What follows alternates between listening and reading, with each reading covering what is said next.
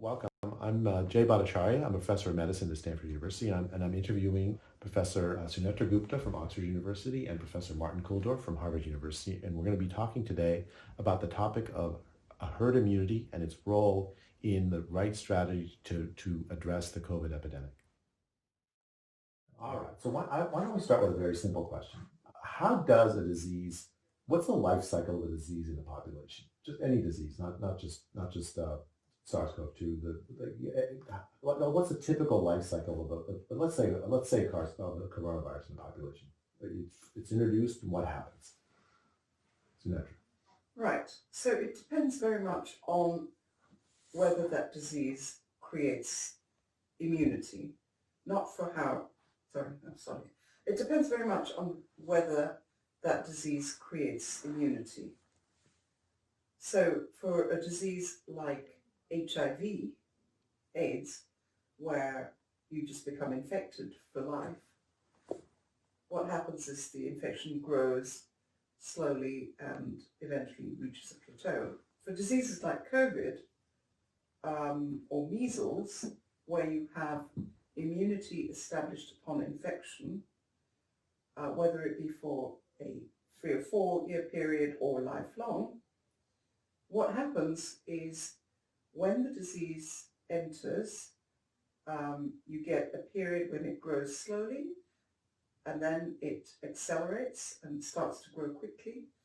And while it's doing this, the people in the population are getting infected and becoming immune.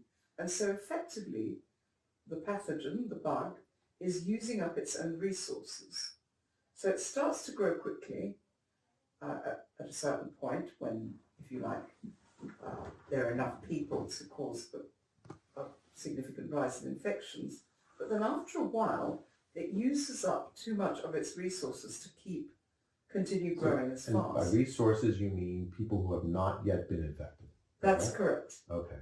And so there comes a point where the growth slows down and becomes negative, and then eventually it dies down and will only return once the pool of susceptibles has been replenished.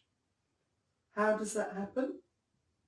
Well, it could happen through loss of immunity, or in the case of measles, for example, it happens when people who are immune die and new susceptible people are born into the population. Okay, so now we have a picture of the life cycle of a disease. It's going up as it's introduced, and people start becoming infected. The people that are infected meet the people that are uninfected. It spreads. Eventually, there's not enough infected people for it to continue spreading at a very high rate, and it starts to come down. That's the picture. So Dr. Kulldorff, what is herd immunity in the context of that picture? So suppose that each person infects a certain number of other people, 2 or 3 people, say. Then, as Dr. Gupta says, when they're already infected and immune, then every new person who gets the disease will infect fewer people. So maybe only 1, and then maybe only a half person, because the ones they would have infected are already immune, so they won't be infected. And there is a principle that if the average number of people that are infected by those who get infected is above 1, then every sort of cycle of more infecteds will be more and more, and then it will rise. But if it's just below 1, then if I'm infected, I might infect maybe 1 person or 2, but then from probability in mathematics, it will eventually die out. So maybe a dozen people will get it, maybe only 2, but it will never grow up into an epidemic with lots of people are getting infected. So once that threshold, the reproduction number is less than 1, then things will die out. If it's just below 1, above 1, then it will spread. So there's sort of a very key factor that of above 1 or below 1, and as more and more people get immune, it goes further down and eventually below 1. So you used a term that's really important there, I think, and it's worth knowing, exploring. You said reproduction number. So what is that? What is that number? So there's two things. One is the R naught, the reproduction number before anybody is immune, everybody's susceptible. So that's sort of the baseline, and that's often can be high. But then that number changes over time. The reproduction number is the average number of people that an infected person infects. So as there's more immunity, then that number will go down and eventually be below 1. And that's when the epidemic eventually dies down, and it never disappears completely. It will be endemic, but you won't have this mass infections. So Dr. Gupta, does that mean that if a disease is to be contained in a population, not everybody has to be infected? Is that right? Absolutely. That's the sort of critical insight that we get from using, as it were, mathematical models to explore this kind of system, is we realize that once a certain fraction of the population is immune, this reproduction rate falls to below 1. So there is a critical point at which it is exactly 1, and that threshold is known as the herd immunity threshold. And what happens with all infections is they tend to that herd immunity threshold, and that's what we call the endemic equilibrium. So that's the point at which R is exactly equal to 1. Now, of course, it doesn't stay there, it wobbles around that, but that's a state that can be sustained and maintained for an indefinite period. And in that condition, the numbers of infections are held at a level that we have generally come to accept as just how life is. Right. And the beauty of herd immunity is that then the herd immunity, the immunity of other people, can actually protect those who are more vulnerable. So for example, in measles, we have a vaccine. So in measles, now with the vaccines help us create that herd immunity. But you can't take the measles vaccine until you're about 12 to 15 months old.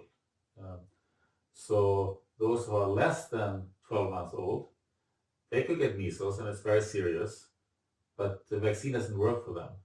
But they are protected by the herd immunity of the older children who gets the vaccine.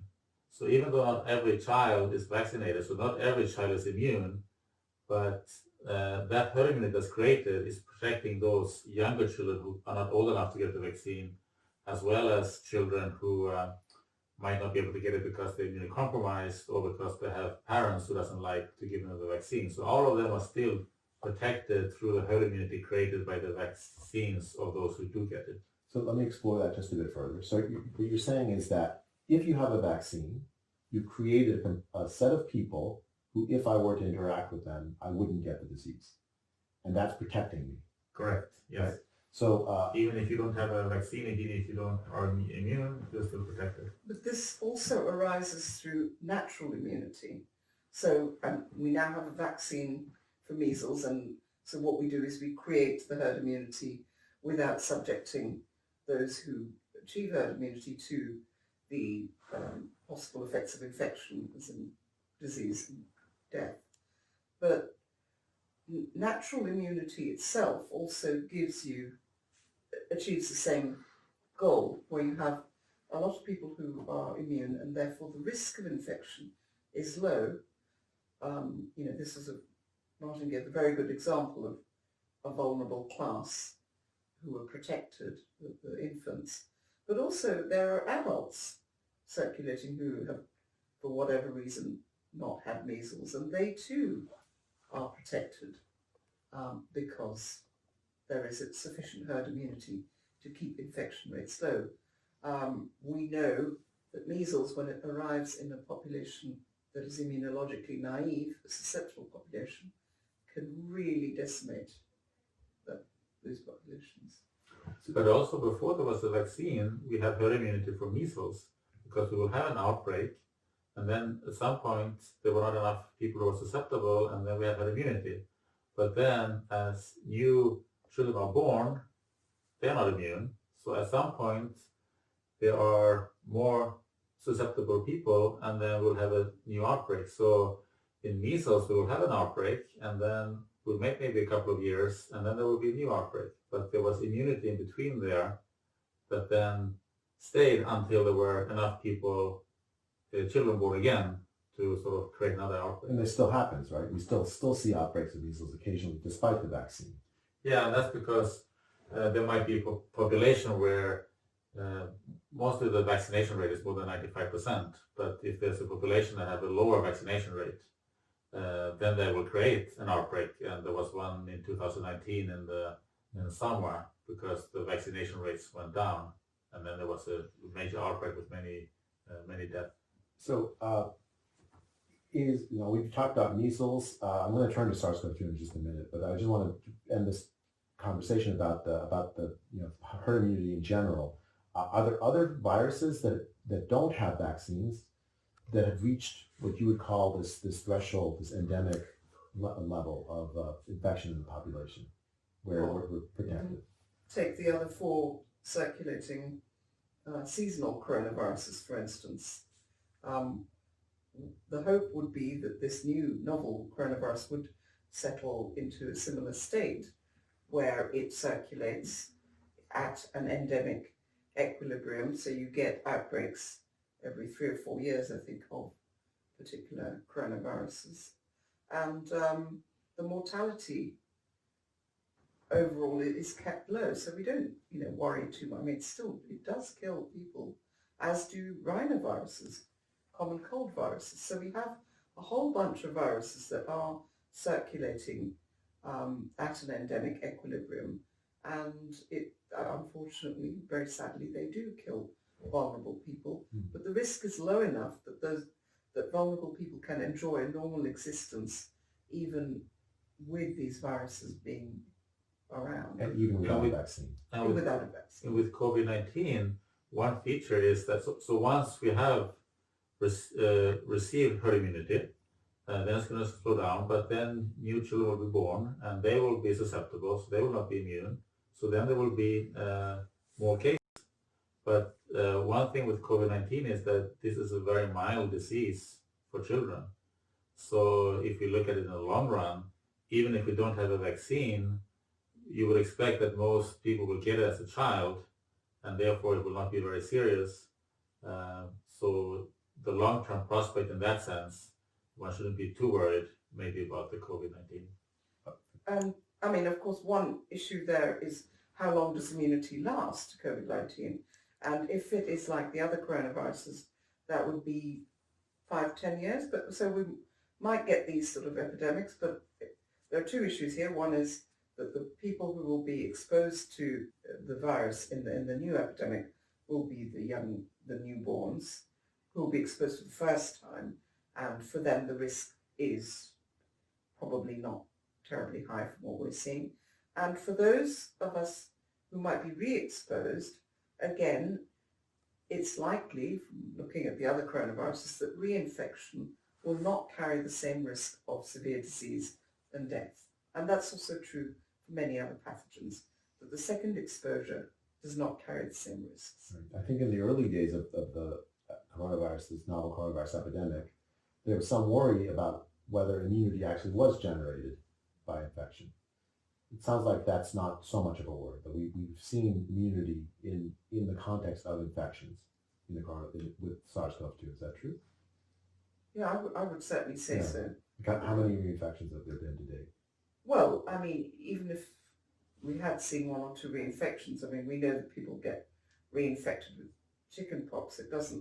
We don't immediately abandon the idea that you get lifelong immunity to chickenpox or measles or anything from the few incidents. But we're talking about a very small number. Very small number of reinfections do not indicate anything about the actual distribution of. So in that sense, when we're talking about SARS-CoV-2, it fits into the picture of natural history of the typical viruses you've described. It's not a virus from Mars. It's a virus that, in that sense, we can set expectations from the modeling and the kind of analysis you've expected.